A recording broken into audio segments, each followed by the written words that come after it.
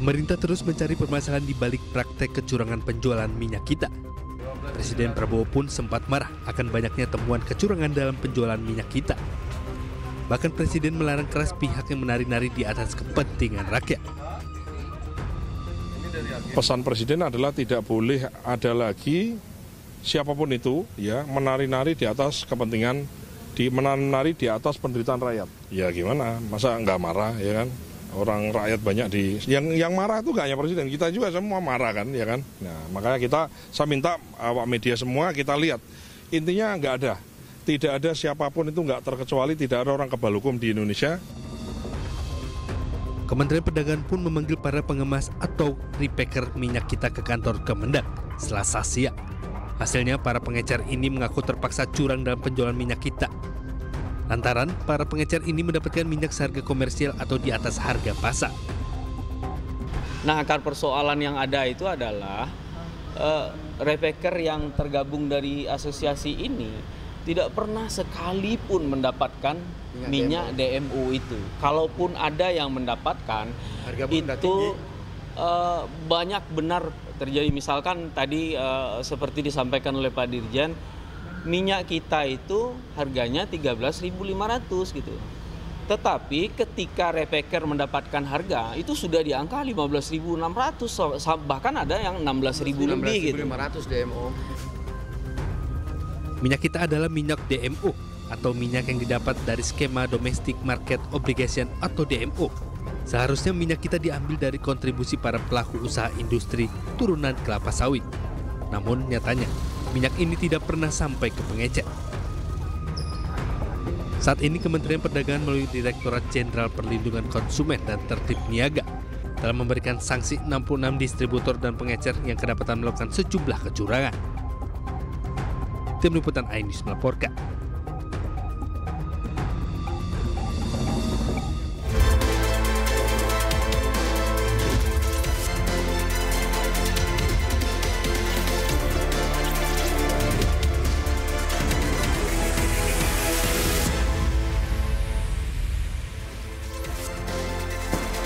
Selamat siang pemirsa, Presiden Prabowo targetkan 30 mega proyek akan dibangun selama masa pemerintahannya. 8 juta lapangan pekerjaan pun akan tersedia bagi rakyat Indonesia. Sementara Menteri Perdagangan mendapati SPBU curang dengan mengakali takaran penjualan BBM.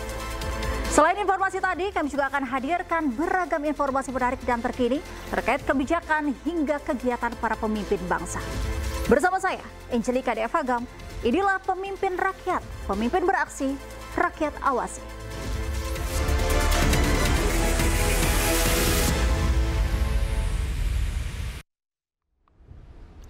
Pemirsa, Presiden Prabowo berencana meluncurkan 30 mega proyek selama masa pemerintahannya. Presiden pun janjikan akan menyediakan 8 juta lapangan kerja bagi rakyat Indonesia.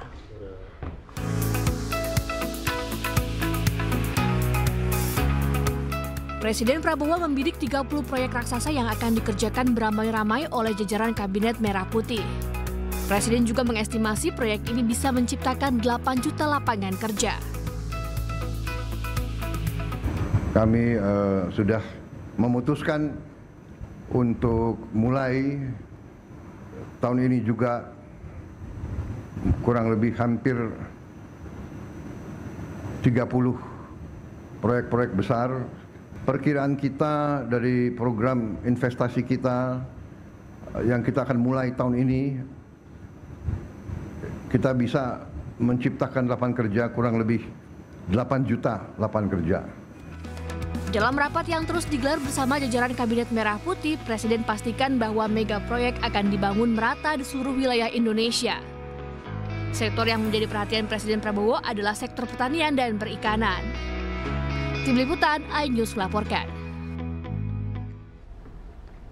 Pemirsa, usai indeks harga saham gabungan rontok dan sempat di-hold kemarin, Presiden Prabowo pun langsung memanggil Menko Perekonomian Erlangga Hartarto ke istana.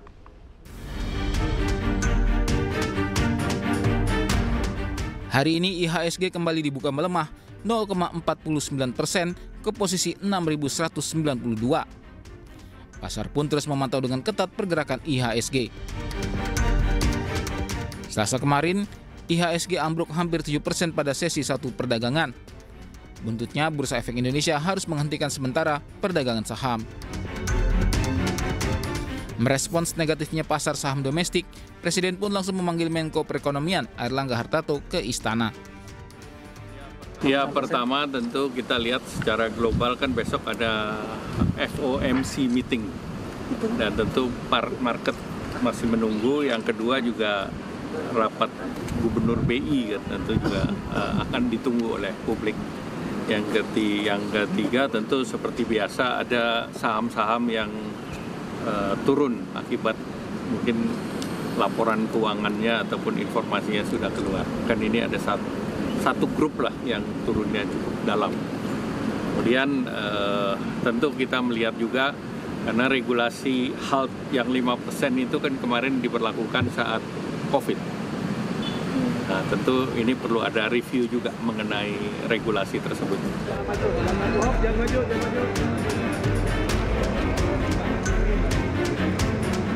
Anjloknya IHSG juga membuat Wakil Ketua DPR RI Sufmi Dasko Ahmad langsung mendatangi Bursa Efek Indonesia. Kedatangan anggota DPR ke Bursa Efek Indonesia sebagai bentuk dukungan dan meyakinkan kepada para pelaku pasar agar dapat tetap tenang serta meminta pemerintah untuk mengambil langkah secara cepat agar pasar saham kembali membaik. Perdagangan IHSG pada Selasa 18 Maret 2025 dibuka di angka 6.458. Sepanjang hari, IHSG terus bergerak melemah hingga akhirnya di-halt setelah turun lebih dari 5%. Pada perdagangan sesi pertama, IHSG ditutup di angka 6.076, melemah hingga 6,12%. Pada pembukaan sesi kedua hingga ditutup, IHSG menguat 3,84% di angka 6.223. Tim Liputan iNews melaporkan. Menteri Keuangan Republik Indonesia Sri Mulyani buka suara menjawab isu bodor dari Kabinet Merah Putih Prabowo Gibran. Selain itu, Sri Mulyani juga menjelaskan terkait penyaluran THR 2025 untuk ASN. Menegaskan banyak yang berumor mengenai posisi saya. Sampai sekarang, saya tetap fokus menjalankan tugas negara, kepercayaan Presiden untuk mengelola APBN dan keuangan negara secara profesional. Ini untuk menegaskan terhadap berbagai rumor mengenai posisi Menteri Keuangan. Sampai dengan hari ini adalah hari kedua sebetulnya. Pada pukul 16 tadi, untuk penyaluran THR 2025, aparatur negara pemerintah pusat sudah terrealisasi pembayaran THR sebesar 11.569 miliar atau lebih persisnya 11.569,12 miliar rupiah. Berapa banyak ASN dari pemerintah pusat yang telah menerima? Jumlah penerima THR sampai dengan pukul 4.16 tadi adalah 1.911.420 orang. Palestina semakin mencekam, Presiden Prabowo terima utusan Palestina. Apa saja yang dibahas selengkapnya usai jeda.